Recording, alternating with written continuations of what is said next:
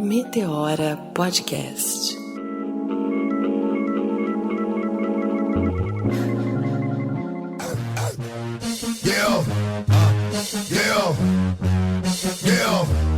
Eis que começa mais um Meteora Podcast. Eu sou Cris Guterres e não sou mais uma mulher abandonada.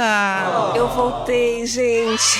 Olha a voz sensual dessa mulher. Ela veio, ela chegou, ela não me abandonou mais. Sobreviveu ao mestrado, Renatinha? Sobrevivi ao mestrado, tá aqui a volta dos que não foram. Me desculpa, gente, eu já tava com saudade mesmo de falar aqui com vocês. Foi importante essa pausa, né? Como a gente anunciou nas redes sociais, é importante a gente parar um pouquinho também, ter a questão do autocuidado, que a gente falou no outro programa. A gente não, né? Eu só ouvi. E agora a gente vai retomar com tudo. 2019 tá aí, a gente promete muitas novidades. Muitas vão... Olha, vocês vão pirar, vai ser incrível. E mais importante ainda, porque a gente ganha uma mulher negra com mais um diploma, uma mulher negra mestrada, tá? Ei. Minha amiga, dividindo o Meteora agora é um programa mestrado, tá? Por favor, por favor. Respeita essa história.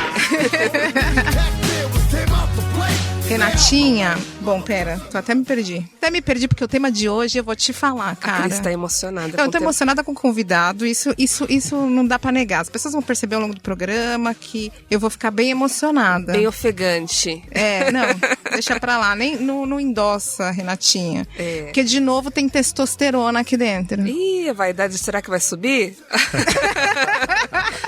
Vamos parar de conversa e chamar logo o nosso convidado especial de hoje? Não, mas a gente vai chamar antes de falar do que a gente vai falar no programa? É verdade, conta, Renata, amiga, não, conta. você ficou fora, Renata, e né? voltou. Perdida, como assim? Vou te desculpar porque você estava fazendo mestrado. Bora, conta aí. Bom, na verdade a gente hoje veio trazer um tema que é muito urgente. Nós, feministas que somos extremamente questionadoras e aí trouxemos um homem pra vir aqui conversar com a gente de masculinidade. E como eu aprendi com a Sueli Carneiro, Renatinha, que quando a gente fala de mulheres a gente tem que perguntar de que mulheres nós estamos falando. Quando a gente fala de homens, também a gente precisa perguntar de que homens nós estamos falando, porque os homens são diversos e assim como as mulheres estão sujeitos a opressões ou estão oprimindo de uma maneira diversa. Então, hoje aqui com a gente tem Roger Cipó. Aê! Salve, família. Cadê as palmas? Palmas pro Roger, muitas palmas.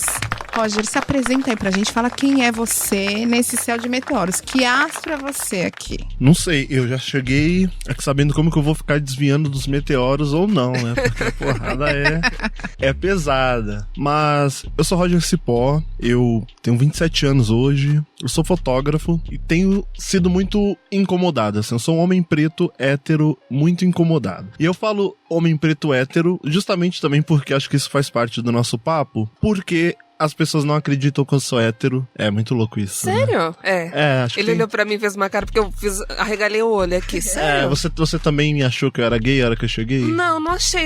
Eu estranhei o fato das pessoas acharem isso de você. Eu nunca achei. Nunca achei. A Cris talvez é uma das poucas pessoas que nunca acharam. Achei, tô nesse time. Mas eu tenho pensado muito sobre isso porque tem a ver com essa masculinidade ou com essa heteronormatividade. Que essa masculinidade nos obrigou a performar, né? Então, quando a gente não performa isso, a gente tá num outro lugar já. Enfim, eu acho que a gente vai falar sobre isso daqui a pouco, mas eu acabo me apresentando dessa forma, porque isso são marcadores que têm acompanhado as minhas reflexões sobre o tema, sobretudo sobre masculinidades, e além disso eu sou fotógrafo, já falei isso, né? Falou. Eu tô nervoso, cara. Não fica não. Eu tô numa sala que eu não Quer sei, um abraço? que eu não sei nem quantos metros tem, com duas mulheres feministas que disseram que são muito questionadoras. Mas a gente te deu uma cervejinha. E me deram uma cerveja. Demos uma cerveja Então, já que é pra ele. a cerveja era pra relaxar. Já relaxei. É verdade. Não, mas fica à vontade. Antes, até compartilhando aqui com os nossos ouvintes, a gente estava comentando que nesse programa de masculinidade a gente fez questão de fazer um recorte específico mesmo sobre a perspectiva do homem negro, porque existem outros programas, outros canais, até outros podcasts que falam de masculinidade, são bem legais também, mas falam sob uma outra ótica. E a gente quis realmente fazer o recorte do homem negro, é importante, certo? Vamos entrar nas pautas? É muito importante a gente falar disso, né? Foi quando eu trago a Sueli e digo que a gente tem que pensar de que homens nós estamos falando, porque as histórias são diferentes, né, Cipó? O homem negro vive uma coisificação, uma objetificação. A gente vem e traz a história desse homem negro dentro daqui do Brasil, né, como uma diáspora africana, e eu falo negro porque essa palavra negra é criada depois que os europeus chegam na África, porque até a palavra não existia, nós éramos seres humanos, né, e aí eles utilizam essa palavra para nos colocar como inferiores. Eles chegam aqui no Brasil como um objeto para serem escravos, e assim como as mulheres negras, lembrei agora da Angela Davis, que ela fala isso no Mulher, Raça e Classe, homens e mulheres exercendo os mesmos trabalhos, né, coisificados da mesma maneira, não existia uma distinção, essa mulher negra que não é frágil, né, e esse homem, ele vem de uma história muito, muito diferente do homem branco, que é o homem taxado como com essa masculinidade heterogênea. Fala um pouco disso daí, porque eu acho que a gente precisa começar desconstruindo, né, pros ouvintes. Eu acho que a gente precisa conversar sempre definindo e pensando... Acho muito foda, desculpa a palavra, quando você traz isso. A gente precisa saber de quem a gente tá falando, né? E essa masculinidade, já pra gente pensar sobre isso, a masculinidade performada por homens brancos, ela não é uma masculinidade pensada para homens pretos, até porque a gente tem vivido um processo de escravização que nem entender homens pretos como homens, como gente, essa sociedade entendeu.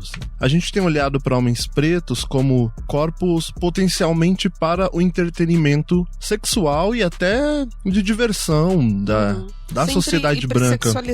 Extremamente hipersexualizado, ou só para o sexo, né? Ou só para o trabalho. Então, pensar masculinidades, pretas sobretudo, é pensar antes humanidade. Assim. Então, nas minhas provocações, eu não quero pensar masculinidade do homem preto antes de pensar o processo de desumanização desses homens. Assim. Até porque essa masculinidade que se criou ou que se convencionou como o homem no centro do mundo, o homem como a decisão, a última palavra, ela não estava olhando para os homens pretos, que nunca decidiram nada nessa sociedade, que nunca tiveram poder algum de decisão ou de criação. Isso é um assunto relativamente novo, assim, né? A gente tá aprendendo, especialmente essa nossa geração, e acho que a gente tá muito longe de ter uma sociedade, assim, de homens negros realmente entendendo essa questão. Eu falo isso, e vocês estão cansados de saber, porque tem muitos homens negros que ainda enxergam isso de maneira positiva. Ah, mas eu sou negão, gostosão, pego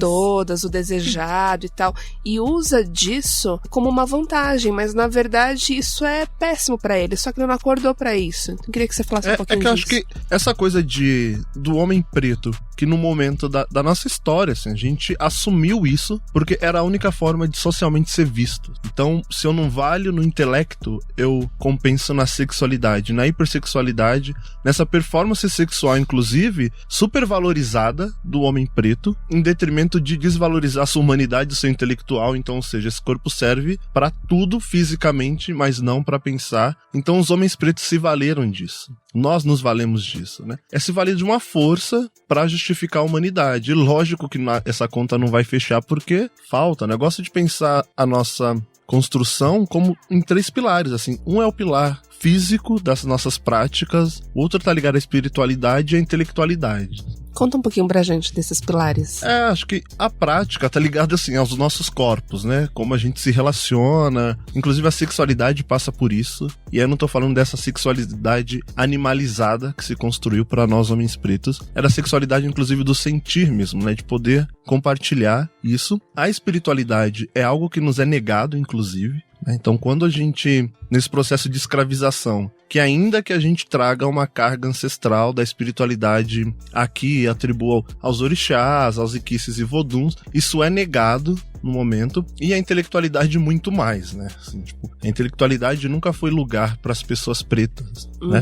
A gente foi pra escola, tem menos de 100 anos, né, que as pessoas pretas ocupam escolas para pensar, assim. A gente nunca foi para pensar porque é parte dessa desumanização, assim. Então, repensar esses 3 pilares, né? Essas 3 pernas aí desse nosso tripé, assim. E aí eu não tô falando tripé do negão do tripé, eu tô falando... Fique claro.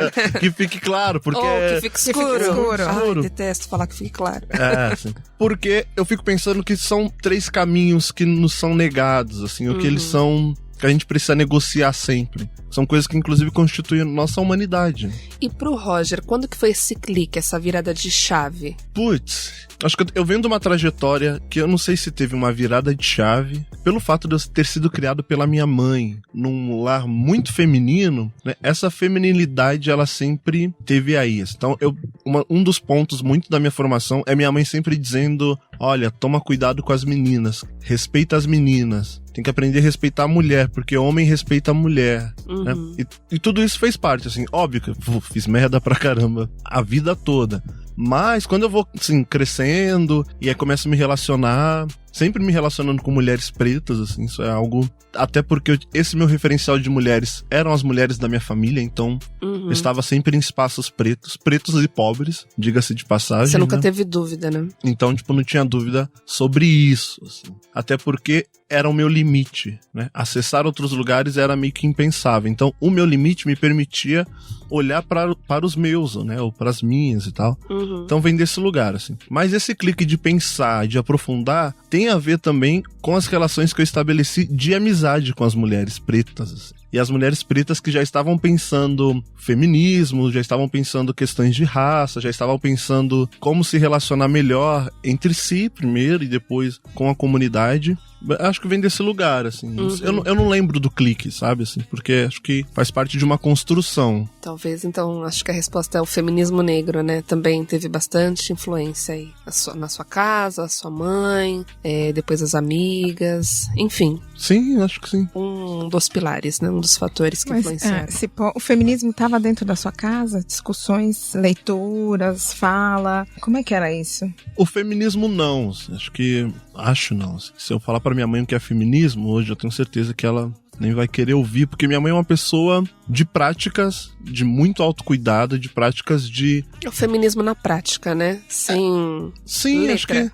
Acho que é o feminismo e essa procura por relações mais humanizadas entre homens e mulheres, por relações mais saudáveis, que definiu essa nossa trajetória familiar. Assim. A gente não é de uma família letrada, família de pessoas que acessaram a universidade, que estudaram, que leem muito, né? Minha família, no geral, não lê, mas é uma família de prática, assim, uma família que se repensa, uma família, inclusive, de homens que são pressionados a se pensar e se repensar. Isso é uma família de mulheres, majoritariamente, né? De mulheres pretas.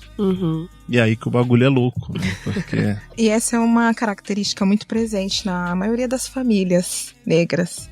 Famílias matriarcais. A mulher tem essa força e essa potência na educação dos filhos. Na minha casa também foi muito parecido como na sua, porque a gente tá aqui numa geração de pessoas que tá sendo aí a primeira etapa na família que tá tendo acesso a ensino superior. A gente não vem de famílias que estão estudando, lendo e discutindo há muitos anos, mas a gente tá trazendo, a gente vem de famílias que discutem entre nós as questões no dia a dia de acordo com o que viveram e com o que vivenciaram, porque a gente vem de famílias que apanharam muito, assim como a gente ainda apanha, né? Ainda estamos submetidos a uma violência muito grande por estarmos aqui entre 3 pessoas negras, né?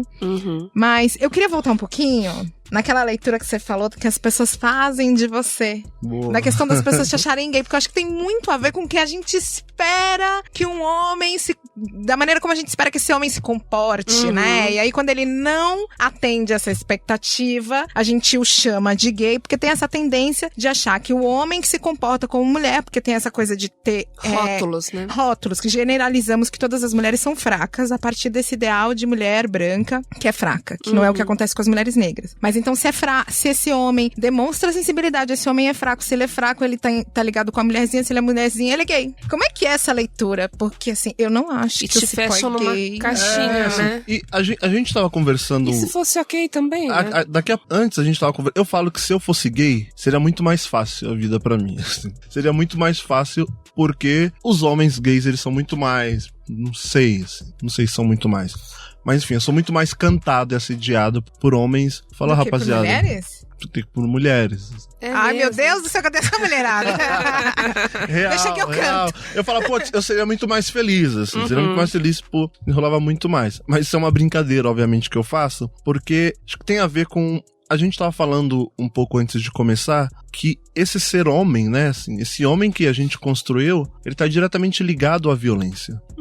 Ele tá diretamente ligado à brutalidade, ao embrutecimento. E ser homem nos pede isso. Mas nos pede quando a gente tá lendo uma masculinidade a partir do que o homem branco dominador construiu. Né? Porque o homem branco, ele se constrói dessa forma porque não dá conta das suas fragilidades. Essa é a real, a gente precisa falar sobre isso, não dá conta das suas fragilidades. Tanto que homens brancos estão discutindo hoje sobre masculinidades, se o cara usa ou não saia, se chora ou não, sabe? Se relaciona dessa forma ou não, se é rosa ou azul, assim. E aí os homens pretos estão discutindo formas de ficar vivos, assim. Isso é muito claro. A discussão é outra, né? A discussão é outra. A discussão é outra porque, enfim... eu acabo até me perdendo no raciocínio, porque a gente parte de lugares diferentes. No meu caso, assim, por ser um homem de corpo preto, esse pedido dessa masculinidade embrutecida, dessa masculinidade violenta, ele triplica, assim. Então a responsabilidade de performar essa masculinidade, ela é muito maior, porque, putz, como você é um corpo preto e não tem um pau grande, não come todo mundo, né? E não é sai bruto. Pra ir mostrando o pau grande, e não bate. E não tem 3, 5 mulheres, sem que isso não esteja combinado com ninguém, sabe? Que não é malandro dessa forma, assim, como não? Já esperam essa malandragem, né? Você tem certeza, tem 5, isso, porque 10. O que se olha de homem preto é o que se tem de pior na masculinidade. O que se tem de pior nessa masculinidade construída dessa forma tão tóxica. Que muitos reproduzem todo mundo espera. Também, inclusive, né? muitas mulheres esperam esse negão. Muitas mulheres esperam o negão que vai chegar e tal, não sei o quê. Porque tem esse também, né? Existem esses homens aí. E que existe, que inclusive é um fetiche até socialmente construído com base no racismo. Então, quando a gente começa a olhar masculino, começa a se pensar mais humanizados, assim, acho que é o grande lance da masculinidade, é humanizar o que é ser homem. Porque ainda na masculinidade, eu gosto de dizer masculinidades brancas e pretas, assim, porque elas estão socialmente postas e com cores muito claras e muito escuras, assim, muito bem definidas os papéis. Você fala de humanizar e eu me lembro automaticamente da música do Baco, né? Me desculpa, Jay-Z, essa questão de ser sensível mesmo, sabe? Eu erro também, tô cheio de falhas. E aí, só para talvez complementar a resposta para Cris, assim, a sensibilidade, ela não é um lugar da masculinidade, dessa masculinidade que tá aí, né? Que tá promovendo muita violência, que tá matando, mais de 10 mulheres por dia, né? Como são os casos de feminicídios. A sensibilidade não tá nesse lugar, assim. E aí, se não tá aqui, tá aqui na caixa tá na caixa do feminino. E é perigoso pensar isso também, né? Da forma que a gente constrói. Então, só a mulher tá no sensível e o homem tá na brutalidade. E com isso, acho que a gente até vai acabando, sem querer, justificando as violências. Então, olha, o homem é isso mesmo, o homem é bruto mesmo. Nossas famílias falavam, mas homem é isso mesmo, o homem bate mesmo, o homem xinga mesmo, o homem trata mal, o homem trai mesmo. E aí, de tanto de ouvir, a gente foi acreditando nisso. Sim. E aí o que a Cris falou também, aí a mulher é sempre esse ideal de mulher branca, frágil demais, que não é forte, que não... Enfim, coisas pra gente desconstruir. A gente tem trabalho, muito trabalho pela frente. Muito trabalho. E eu não sei, a impressão que eu tenho é que, assim, nós, mulheres negras, quando a gente começa a discutir o feminismo, a gente deu uma avançada absurda, porque nós estamos discutindo já há muitas décadas. E apanhando também. E apanhando há séculos, não que né? os homens também não tenham apanhado. Há muitas décadas não, há séculos. Talvez a gente tenha despertado antes, não sei.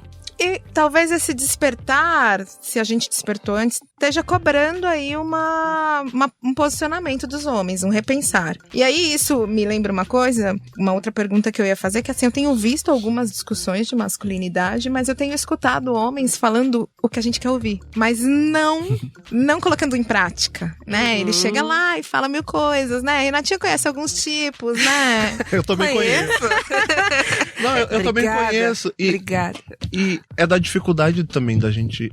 Eu acho que são várias coisas, mas uma delas é da dificuldade de nós homens acessar as nossas subjetividades. Assim. a gente foi embrutecido. E aí desembrutecer, não sei se existe essa palavra, mas a gente cria aqui agora, é um desafio e isso nos coloca vulneráveis. E homem, por ser tão embrutecido, não quer estar vulnerável em situação alguma. Acho que você foi no ponto. Porque não quer ficar vulnerável. A gente não quer ficar vulnerável. E isso impede, inclusive, que a gente pense. Não quer ficar vulnerável, não quer tá passível a receber perguntas das mulheres, de ser colocado na parede, falar, e aí, vamos falar a real. O que tá acontecendo? Porque acho que eu vou ser bem direta, assim, acho que o que a Cris quis dizer é o seguinte, tem muito homem com esse discurso desconstruído e sensível, mas que na prática continua reproduzindo isso e oprimindo as suas parceiras. Eu falo parceiras no plural porque é isso que acontece. E a gente sabe que eu detesto generalizar, acho que generalizar é algo muito ruim, mas tem homens com atitudes bacanas, mas a maioria ainda tá, sabe, levando esse discurso adiante, mas na prática não acontece. E o que a gente vê também é essa cobrança de os homens conversarem, mas você tem esse papo com seus amigos, você cobra, de repente, do cara assim, pô, você é meu amigo, mas você não tá pagando a pensão lá, como é que rola isso? Acho que a gente não pode dissociar, assim. Acho que se a gente pensasse o mundo, as nossas práticas de uma forma mais preta, né? E aí as referências pretas que a gente tem é o samba, mais de organização social, é o candomblé. Se a gente pensasse nossas práticas muito mais inspiradas ou a partir dessas práticas que a gente herdou, a gente ia saber que a gente não dissocia discurso de prática.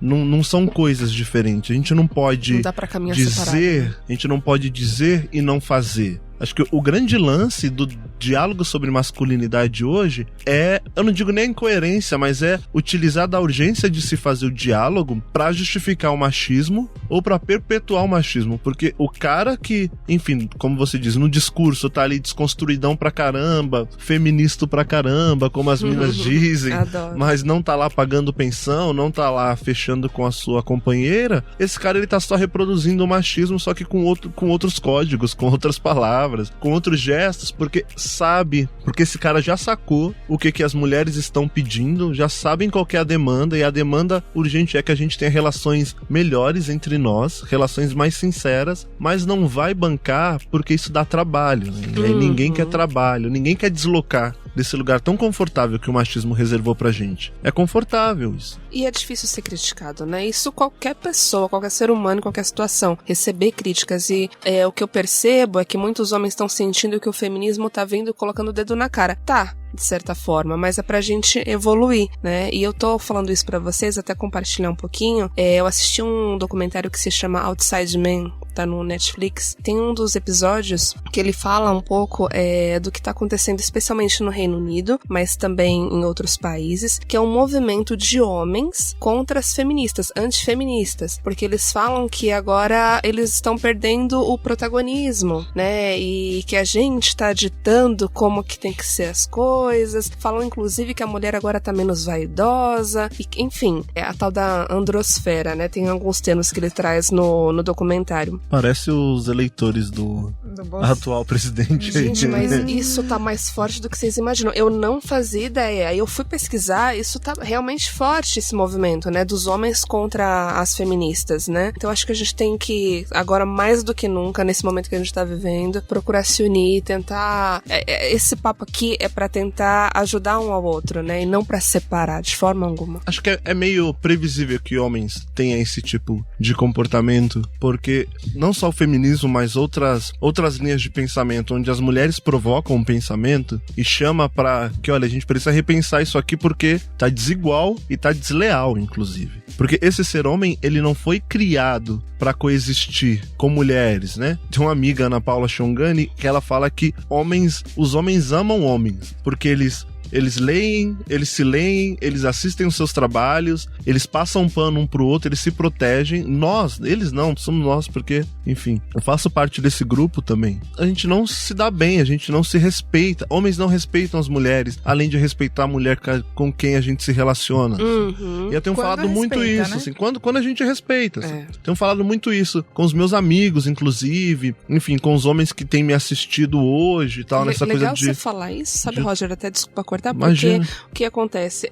Os caras, alguns costumam falar assim, não, mas eu respeita, entre aspas, a parceira do momento, aquela que tá ali mais próxima, e as outras não. Então que respeito é esse, né? Mas aí voltando não é pra um sua fala, respeito, é isso. Não, mas é isso. Não é um respeito, porque você não respeita as mulheres em totalidade. Você cria um respeito, ou pelo menos performa um respeito para alguém de quem você quer algo, ou de quem você tem algo em troca, que te convém. Mas é isso, aí você acaba não respeitando mãe, acaba não respeitando irmã, acaba não respeitando vizinha, acaba não respeitando a companheira que trabalha contigo. Tudo isso porque tem essa construção que nos pede pra dominar, essa história que nos pede pra definir, essa história que nos obriga, assim, porque há uma pressão, não sei se é uma pressão do machismo, mas a sociedade tão patriarcal como ela obriga nós homens a assumir esses lugares. E assumir esses lugares nos impede, inclusive, de olhar pra quem tá do nosso lado. E aí que a maioria dos homens se perde, aí que a gente se perde durante muito tempo. E aí, ter esse clique é demorado.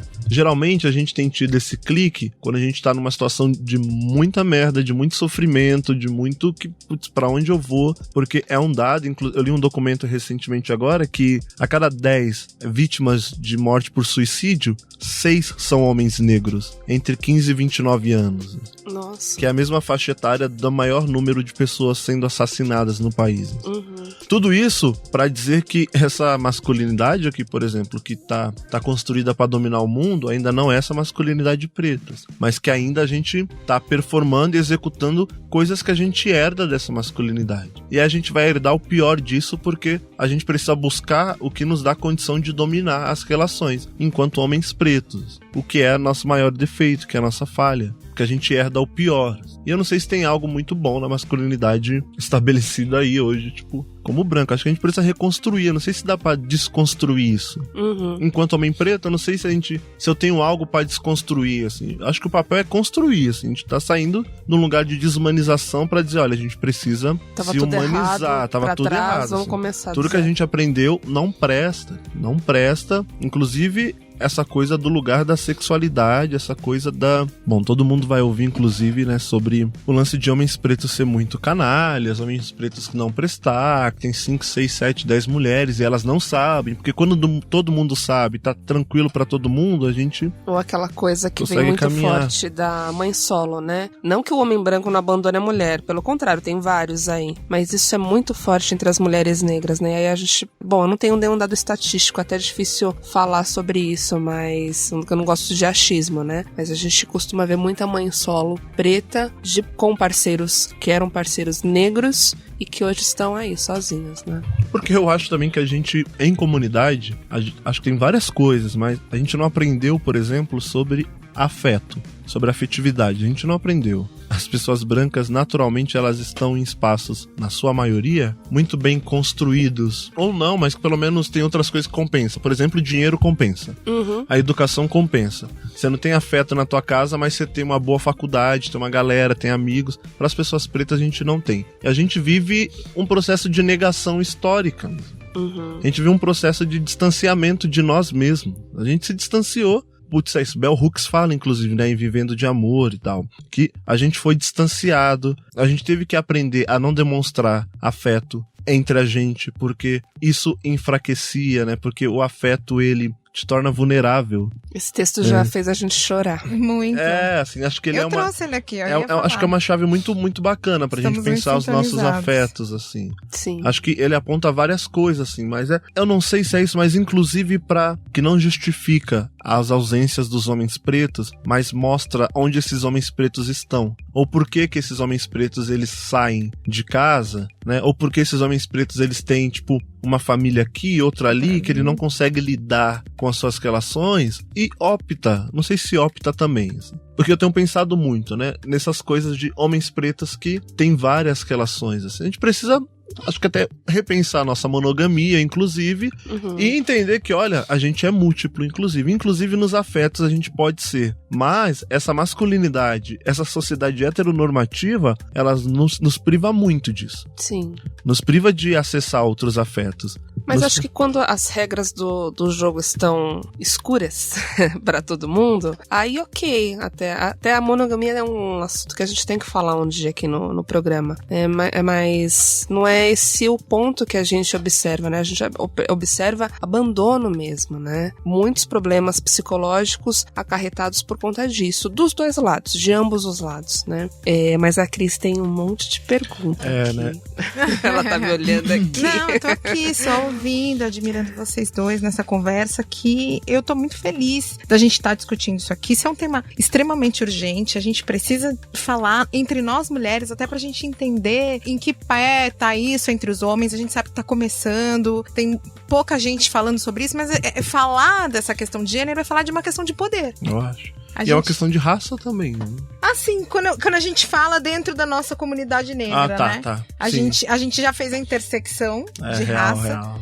E é uma questão, e quando a gente não tá dentro dessa questão de raça, é uma questão de raça, é uma questão de poder, que talvez os homens não estejam ainda dispostos nem a discutir, né, sobre isso. Vocês falaram vários pontos que eu queria trazer, mas tem um ponto que eu acho que é muito importante quando a gente fala de raça, quando a gente coloca dentro da masculinidade, que existe um único lugar onde homens brancos e homens negros se encontram. E esse lugar é dentro do machismo. Nós estamos no começo do ano, a gente já teve aí inúmeros casos de feminicídio no país. No dia 8 de janeiro, a gente tinha 10 casos de feminicídio no país e 9 dessas mulheres eram negras. Nós somos as mulheres que mais morremos. Morremos pelas mãos dos homens brancos, morremos pelas mãos dos homens negros. Neste lugar eles se encontram, independente das histórias serem diferentes. E é deste lugar também que a gente fala e a gente mira, porque é isso que a gente quer que diminua, essa violência a qual nós estamos submetidas, quando a gente questiona os homens pela masculinidade. Nós queremos parar de morrer. Tá muito difícil, é uma violência absurda e é uma violência que não cabe à classe social, que não cabe à raça, mas que ela é muito mais presente dentre as mulheres negras. A gente tem aí inúmeros estudos que trazem que as políticas públicas estão salvando as mulheres brancas, porque a gente tem uma diminuição grande no número de mulheres brancas que não são mais vítimas do feminicídio. Ótimo, porque a gente quer realmente essa mudança, é para isso que nós estamos lutando, só que a gente tem um aumento extremamente considerável do outro lado quando a gente fala de mulheres negras. Eu fico tão triste de ouvir isso. Desculpa, e a gente precisa mudar o sujeito dessa história, porque a gente tem uma mania de falar de que mulheres estão morrendo. Uma mulher a cada 2 horas morre. Um homem mata uma mulher a cada 2 horas nesse país, meu. E eu acho que isso é responsabilidade, inclusive, dos homens. Todo homem que não tá se repensando, né? E aí é repensar, e aí se nunca pensou sobre pensar, a gente, em várias formas, a gente colabora pra isso. A gente colabora pra essas violências. E aí eu acho que o debate sobre masculinidade precisa urgentemente questionar o que nós estamos fazendo pra que essas violências, elas não se propaguem, né? E acho que fazer é isso, é o alerta à comunidade masculina. Eu começo a fazer a partir de mim, né? Começo a fazer a partir de mim, eu começo a fazer a partir dos homens que estão ao meu redor, é pensar essas masculinidades, é pensar o que disso nos faz potencialmente violentadores dessas mulheres, que são na maioria as mulheres que a gente tá falando que ama, né? Então, tipo, a gente ama, mas a gente violenta, porque a gente ainda tá na lógica do exercer poder, do definir, do legislar sobre a vida do outro, né? De dizer. É muito louco, óbvio que isso é uma urgência de enfrentamento ao machismo, das diversas formas, desde a nossa educação, a forma com que a gente se relaciona, mas é urgência, assim, é meio que pra ontem. Até quando a gente fala da maneira como os homens negros e homens brancos são educados, né, para o que é ser homem, né? Porque tem essa ideia de uma educação de o que é, não de o que é ser um ser humano, mas sim o que é ser um homem. Essa educação, ela é diferente. Talvez existam alguns códigos que sejam semelhantes e que façam até com que esses homens se encontrem depois no machismo, mas assim, tem muita diferença. Então, quando eu pensei nessa diferença, eu trouxe a Bel, porque ela fala, né, a prática de se reprimir os sentimentos como uma estratégia de sobrevivência continua a ser um aspecto da vida dos negros, mesmo depois da escravidão, que foi justamente o que você trouxe, né? E isso se encontra junto com, claro, o homem não chora, que os homens brancos aprendem muito com os pais. E homem preto chora pra caramba, chora gente. Porque muito, cara, né? o cara que... Bom, a gente tem que lidar todo dia com esse medo, que é isso, homem preto tem que lidar com medo, é medo de morrer, assim. Vai ver um homem preto depois de uma batida policial, tá ligado? Esse cara tá chorando, tá na merda, sabe? Entre várias coisas. Isso é um exemplo, acho que dos exemplos das coisas que a gente mais vê, assim. E toda esse lance de reprimir essas emoções, né? Isso colabora para esse embrutecimento, assim, mas tá lá, assim. Eu gosto, enfim, eu fiquei conversando sobre masculinidade com uma amiga um dia desses, e aí eu lembrei de um conhecido, que é o cara que ele não falava, tipo, eu te amo dentro de casa, né? Ele não falava, mas ele falava, ouvia, né? Se eu tiver que vender droga pra minha filha ter de tudo, tá isso, tô fazendo, sabe? Vai na escola e briga com a professora, fala, vou te matar e não sei o quê, porque alguém chamou a filha de cabelo duro. São essas camadas das nossas afetividades que elas não são lidas aqui, né? Quando tem um outro caso de um rapaz que a mãe foi ganhar neném, e aí ele acorda o irmão mais novo e vai na porta da casa do pai, que tinha abandonado a família já, armado, e fala, e aí, meu irmão vai ficar sem o seu nome no RG também, igual minha irmã ficou, vamos resolver isso aí? Nossa. Armado. E se isso não for afetividade, eu não sei o que é. Mas são os caminhos que esses homens encontram, e são os caminhos que homens pretos encontram. Sim. Né? É Moonlight, né? Quando o cara que é o traficante e tal, adota o menino pra isso, assim, de uma forma extremamente afetiva, mas num cenário caótico, que é desse cenário que os homens pretos partem, das suas afetividades, das suas relações, assim, que ainda se entendendo. Eu, por exemplo, esse final de semana fui numa festa com um amigo e ele ouviu, depois de 32 anos do pai, ele não tem um relacionamento direto com o pai, também um filho de mãe solo, enfim. Ele ouviu um Eu Te Amo. E eu achei tão interessante a forma como o pai falou pra ele falou assim, olha, eu te amo, não confunda as minhas atitudes com o sentimento que eu tenho por você. Mas ele demorou 32 anos pra falar louco. Isso. E foi foda. Eu vou contar uma experiência pessoal. Eu tenho 27 anos, e é isso, meu pai saiu de casa muito cedo também, e a gente se encontrou recentemente em um velório. Em um velório de alguém que era muito especial pros dois, assim. E aí eu falei, bom, preciso chamar esse cara pra conversar, e aí vai ter que ser hoje, porque ele vai sumir, eu também. E aí eu falei, olha, vamos ali bater um papo. E a gente saiu do velório, e aí eu falei pra ele, eu não falei eu te amo nesse momento, mas eu falei, olha, eu não quero esperar de te encontrar num lugar como esse aqui, num caixão, pra dizer que tu é importante, pra dizer que eu acho que seria muito importante se você fosse participar da vida do teu filho, que tá lá, que é meu irmão mais novo, que tá crescendo, tendo eu como referencial de pai, mas eu não sou pai de ninguém, gente. Não sou pai do menino de 17. Então a gente precisa organizar isso aí. Vamos organizar junto, porque acho que tem um compromisso da nossa geração que saiu pra pensar algumas coisas, que tá acessando algumas coisas, que tem tido a possibilidade de repensar os nossos lugares no mundo, de colaborar pra quem ainda não conseguiu repensar, pra mudar, assim. E aí, se a informação, né, se a reflexão não servir pra transformar as nossas relações, elas não valem de nada. É isso mesmo. E ele te respondeu o quê, Roger? Curiosa agora. Meu pai é um homem muito embrutecido, né? Respondeu, não, como acho que a maioria dos homens pretos da geração dele, sim, não, acho mesmo, você tá certo, vamos lá, a gente tem que resolver, não sei o que, vamos ficar mais perto, vamos lá, e até hoje a gente não conversou de novo. Assim. Então acho que tem um processo aí de construção, porque é isso também, não adianta eu estar no YouTube tentando conversar com homens, com milhares de homens, se eu não tô conversando com os homens da minha família, se eu não tô resolvendo as minhas questões, sabe, da minha família mesmo. Então tem a ver com isso. Provavelmente ele tá digerindo, né? Ele tá digerindo, e daqui a pouco, mas ele precisava, e eu também. Que bacana. Roger, você que é filho de Oxum, que brilha, adorei, que traz dentro de si uma energia e essa luz, uma luz. Você foi escolhido para responder as perguntas das nossas ouvintes.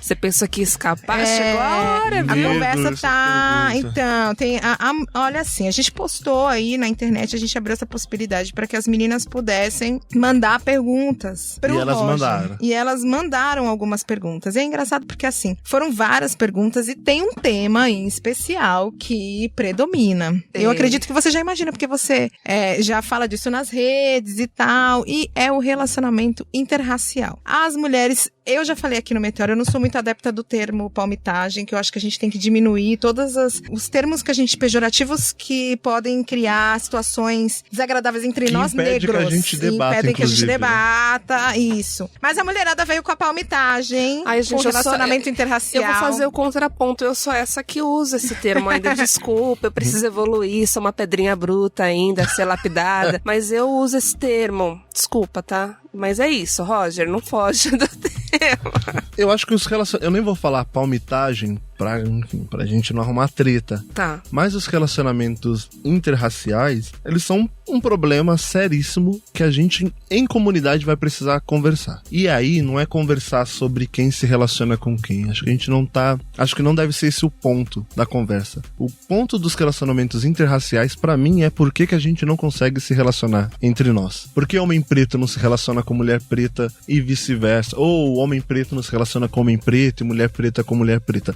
Ou da forma que deveria, né? Se relaciona, mas das piores formas. Porque eu acho que relacionamentos difíceis todo mundo tem. A branquitude tem um monte de relacionamento que não dá certo, mas eles não usam disso pra se relacionar com pessoas pretas, sabe? Tipo, a gente é o único povo que, quando a gente tem problema nas nossas relações, a gente vai procurar conforto em relacionamentos não pretos. Isso tem muito a ver, eu acho, com um olhar que a sociedade, brancos e negros, faz de nós mesmos, que é nos tratar na coletividade. Porque se eu faço alguma coisa errada, não sou eu que faço alguma coisa errada. As mulheres pretas fizeram alguma coisa errada. Se um relacionamento preto deu errado, todos os relacionamentos pretos vão dar errado. E aí vão para as mulheres brancas, né? Eu trago uma questão também que eu acho que, assim, duas até. A gente falou isso anteriormente. Só tem uma coisa que o homem negro é visto em superioridade com o homem branco. E essa questão sexual. Não existe nenhuma outra. Esportiva também. Mas a questão sexual muito forte. Então, assim, às vezes eu tenho a impressão de que eles querem pegar as mulheres deles. Vamos pegar as mulheres deles. Os homens pretos querem pegar as mulheres brancas. Isso é uma coisa que é uma impressão minha. É uma coisa que eu trago, assim, da minha história, do meu conhecimento. E tem essa questão de que nós, mulheres negras, nunca fomos as mulheres que mereceram amor. Desde do momento em que a gente sai da África e chega aqui no Brasil, a gente nós não somos vistas como as mulheres que merecemos ser amadas. E os homens continuam tendo aquele mesmo comportamento lá da senzala de procriação. Vem, transa, engravida, abandona. Mas o comportamento dele, quando ele se relaciona com uma mulher branca, é completamente diferente. É flores, é amor, é beijinho e coisas e tal. Você tá balançando a cabeça, Roger. É assumir pra sociedade, né? Não, eu tô balançando a cabeça no sentido de concordar, eu acho, com você. Acho não, Cris, com muita certeza concordar com você, porque esse tipo de relacionamento é o nosso grande entrave enquanto comunidade. Porque tem um amigo meu, que é o William Conceição, que ele fala que a gente precisa reinventar, ou as pessoas que se relacionam com pessoas brancas, precisam reinventar o que o racismo é pra justificar suas relações. Que é essa história de que, o racismo nos ferra, mas a minha mulher branca, ela me trata muito bem, ela é a única pessoa que me entende, ela é a única pessoa que me ama, e vai criando essas narrativas pra justificar a tua não capacidade de amar os seus, assim, porque pra mim tá muito claro, o homem preto, quando ele se relaciona com mulher branca, ele tá ainda, né, se relacionando com aquilo que se estabeleceu, ou com aquela pessoa que se estabeleceu como, que eu não quero dizer o padrão de beleza, mas como que se estabeleceu de mais bonito, o de mais feminino, inclusive, né? O de mais... Quem mereça mais amor, essa história mesmo, assim. Quem mereça mais amor. Só que, por outro lado, essa relação, ela nunca é igual. Nunca é uma relação de amor igual. Porque a mulher branca, numa sociedade racista, ela tá se relacionando com o homem branco também a partir daquelas coisas que foram construídas sobre o homem branco, sobre o homem preto. Ela se relaciona com o homem branco, com o homem preto, inclusive pra exercer poder sobre ele e dizer do seu poder social para as mulheres pretas. Quantas mulheres loiras no samba, elas chegam e abraçam e beijam, faz questão de beijar o seu preto pagodeiro que tá tocando pandeiro quando ele para de tocar, pra afirmar a sua superioridade às mulheres pretas. No fundo tem aquela vaidade, né? No fundo não, em tudo tem essa vaidade, eu acho, desculpa. Quis amenizar, mas não dá. Tem essa vaidade, e aí tá aí homem preto não sendo visto como gente. Homem preto não sendo amado como, inclusive, merecia amor, porque... Cara, há uma disputa social sobre corpos pretos ainda. Sobre os corpos pretos, penso eu, sobre os corpos pretos femininos e sobre os corpos pretos masculinos. Há essa desculpa. E passa muito pela hipersexualização. Acho que é o grande problema. E homens pretos protagonizaram isso protagonizam isso durante muito tempo. Assim. E tem uma outra coisa que eu queria falar sobre isso, é que eu não queria usar o termo palmitagem, tá? Pra quem tá aí, mas essa palmitagem, ela é uma coisa ou algo de alguns espaços específicos. É da universidade, é do circuito cultural, do circuito das artes, porque na favela a gente tem visto pessoas pretas se amando, se relacionando. Eu pego o metrô muito, eu pego o metrô durante vários dias da semana, e o que eu vejo de casais, e isso também é geracional, eu acho. É isso que eu te perguntar, acho que é geracional, essa nossa né? geração, que a autoestima é diferente. Mais nova que todos nós, que conseguiu reconstruir sua identidade preta, né, com muito esforço, né? Sobre muita pressão, forjou, eu acho, uma identidade, já entendeu que, olha, tipo, é isso. É gente preta que vai me amar de verdade. Assim. Então, tipo, eu vejo muito casal de 17, 19, tá aí MC 18. Sofia, né? Aí a galera tá rolando um love mesmo? Tá rolando mesmo? Acho que não. Eu acompanho ela nas redes. É? Acho que tá. Vamos perguntar, vamos ligar pra ela agora. Olha, vamos saber os se esse afrobafos. relacionamento olha eu assim? jogando MC Sofia na roda. Mas volta, desculpa, Roger. Não, era pra dizer isso, assim, que essa geração, além de entender a importância disso, tá entendendo as nossas relações como atos políticos, né? Então, tipo, quando um cara preto, né, tá falando, olha, eu me relaciono com mulheres pretas por uma questão política também, os caras do pagode dos anos 90 não tava fazendo isso, porque para os homens do pagode dos anos 90, era um compromisso político, talvez dominar as mulheres brancas. Ascender. Porque aquilo conotava ascensão social, né? Era aquilo que dava prestígio pra ele. Além do Lamborghini, né? Quantos caras desses, né? Eu tava conversando outro dia, compravam seus carrão, tipo Ferrari, BMW, e tinha a loira do lado. O resultado disso é que a maioria desses caras, eles estão na miséria hoje, e as mulheres brancas que estavam com ele estão bem de vida. Herdaram, sabe? Herdaram os direitos sobre suas obras, herdaram seu patrimônio. E aí é uma cara disso que as relações interraciais, pra mim, elas ainda servem para que as pessoas pretas que de alguma forma acessam algum dinheiro devolvam o dinheiro pra galera branca. Porque tá distribuindo lá, tá dividindo lá, sabe? E se ninguém falou isso, a gente precisa começar a falar, tá embranquecendo, tá ligado? A gente tá se embranquecendo a partir dessas relações. Então esse projeto de embranquecimento da população preta... Que existe, né? E quem duvida vai procurar, tem estudos sobre isso. Se em algum momento ele era a partir da violação dos corpos, né? Se era a partir dessa coisa de o homem preto o homem preto em situação de escravização é objeto para procriar, hoje está diluído nas relações interraciais. E é perigoso, porque quantas pessoas retintas como nós a gente tem visto por aí? Quantas crianças retintas a gente tem visto nos espaços que a gente circula? Poucas? Respondido, né? Acho que tá respondido, né, meninas? Acho que é isso. Ai, vamos ter que acabar. Ai, que pena, o Roger tem que ir embora. Ai, Roger, volta porque a gente tem muito assunto ainda. Eu acho. Você volta? Eu acho. Eu também acho, não, eu tenho certeza. O Roger, gente, ele tem um canal no YouTube bem legal. Ele fala com profundidade. Tá estreando, tá usando Meteora pra estrear. Gente, é isso, se inscrevam lá. Primeira mão. Eu nunca pensei que eu ia fazer esse tipo de propaganda, mas é isso, se inscrevam no meu canal. Dá um like. Curtam, compartilhem. Como é que chama? O canal é Roger Cipó. Legal. Mesmo, e tá lá, é um espaço pra... Eu já tô inscrito. Conversar sobre... Nossa, eu já tava. Ele mandou pra mim, Cris, fiz um canal, curte lá. Já curti, já comentei.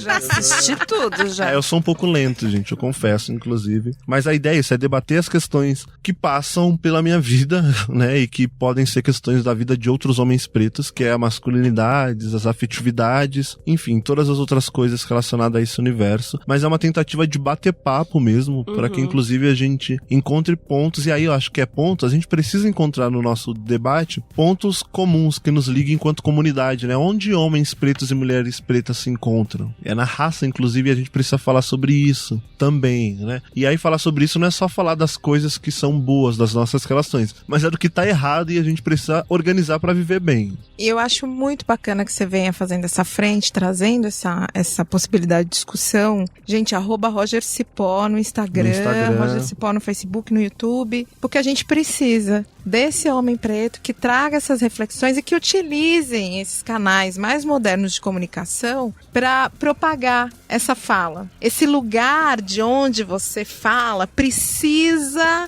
ser visto por muito mais gente, e é um lugar onde a gente tem muita dificuldade de ver. Ouvir pessoas como você, homens como você, com essa disponibilidade para se repensar, para olhar para si mesmo e para ouvir o que os outros estão dizendo. Então, muito obrigada. Assim, para mim é um prazer te seguir, te acompanhar. Eu sou sua fanzona. Eu também. Super te acompanho. Você sabe que, eu preciso contar aqui no Meteora, viu? Depois você ver se a bebê não vai ficar triste. Mas assim, eu conheci o Roger numa parelha. Ah, Parelha Luzia. Parelha Luzia, no carnaval, no desfile do bloco. Ano passado? Ano passado. Foi ano você, passado. poxa. Tava, eu vi aquele homem de branco. Não, mas falei, tava meu assim, Deus, né? Eu largo a Cris no meio do o que caminho porque estão ela... fazendo aqui? Eu não tava nesse momento. No meio de 500 pessoas Você me deu maravilhosas que eu tava perdida. cumprimentando ali. Você não aguentou, Renata, cumprimentar as pessoas. Ela cumprimentou todo mundo. Cris é muito famosa, né? É demais. E aí eu vi o Roger, aí comecei a acompanhar isso aqui. Aí um dia eu mandei uma mensagem pra ele e eu preciso dizer que eu sou sua fã, que eu te adoro, que eu te venero, que eu te sigo. E eu disse que eu o quê? Eu também. Olha só! E agora estamos aqui.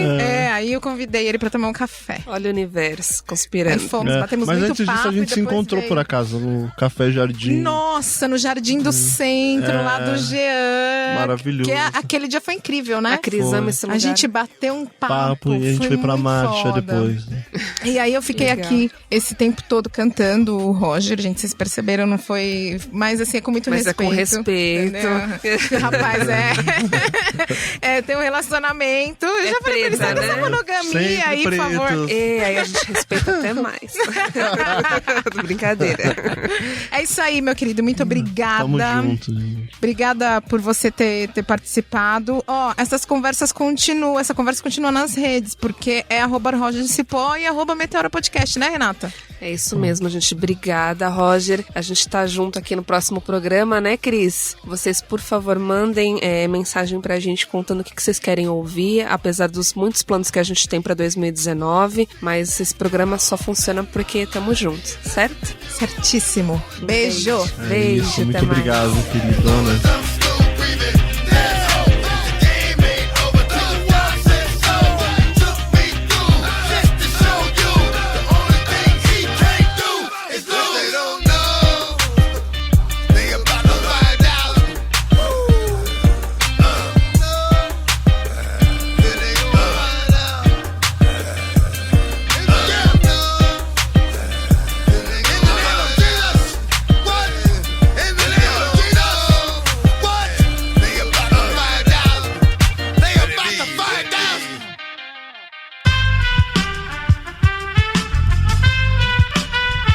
Este podcast foi editado por Aerolitos Edição Inteligente.